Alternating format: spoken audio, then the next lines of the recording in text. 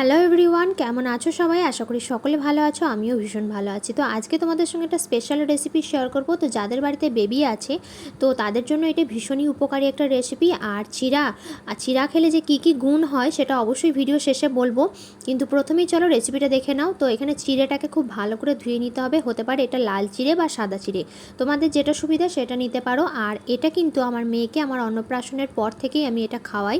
তো যাই হোক, সেটা টিফিন রেসিপি হিসেবেও তোমরা দিতে পারো, বা যে কোনো ভারী খাবার যে টাইমে খাওয়াও তো সেই টাইমেও কিন্তু এটা তোমরা দিতে পারো।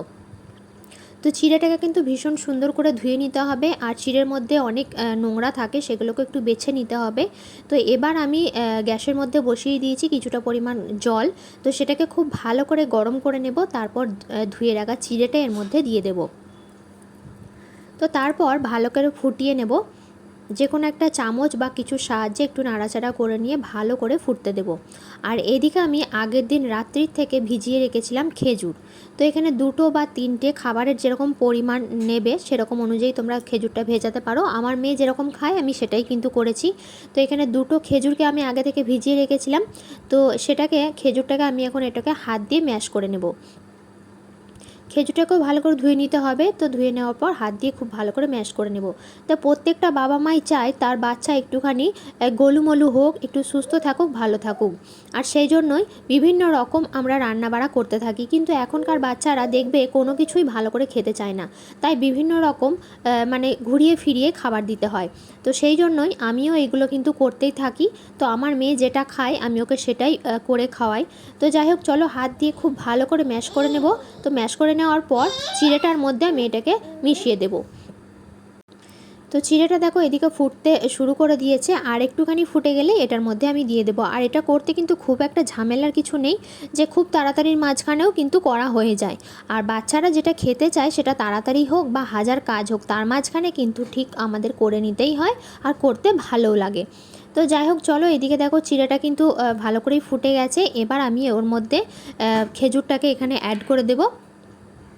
তো বারবারই বলছি যে যার বাচ্চা যেরকম খেতে চাইবে, মানে খাবারের কোয়ান্টিটি সেই অনুযায়ী কিন্তু তোমরা বানাবে। আমার বাচ্চা যেরকম খায় আমি সেরকম কিন্তু বানাচ্ছি। আর এটা কিন্তু ভীষণ একটা উপকারী খাবার। চিড়ে কিন্তু বাচ্চাদের জন্য ভীষণ উপকারী। বাচ্চাদের ঘুম ভালো হয়, পটির সমস্যা অনেকেরই থাকে, তো সেটাও কিন্তু থাকে না।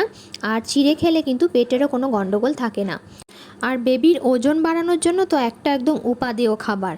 তো যাদের বাচ্চার বয়সের তুলনায় ওজনটা অনেকটাই কম বা একটু রুগ্ন টাইপের, তো তাদেরকে কিন্তু একটু ট্রাই করতে পারো। অবশ্যই ডাক্তারের সাজেশন নেবে, তারপরেই কিন্তু খাওয়ানো স্টার্ট করবে। তো কথা বলতে বলতে এদিকে দেখো আমি এখানে গরুর দুধ অ্যাড করলাম। তো আমার মেয়েকে আমি গরুর দুধ খাওয়াই।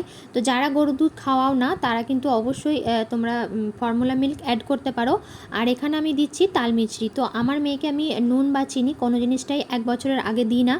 1 বছরের আগে বাচ্চাদের নুন বা চিনি খাবারে অ্যাড করতে নেই। যদিও আমার মেয়ের এখন 1 বছর হয়ে গেছে, ও কিন্তু এখনও এই খাবারটাই খায়। তো সেটা সব সময় নয়, কোনো কোনো দিন ঘুরিয়ে ফিরিয়ে দিই। তো যাই হোক, খাবার কিন্তু অলমোস্ট ডান।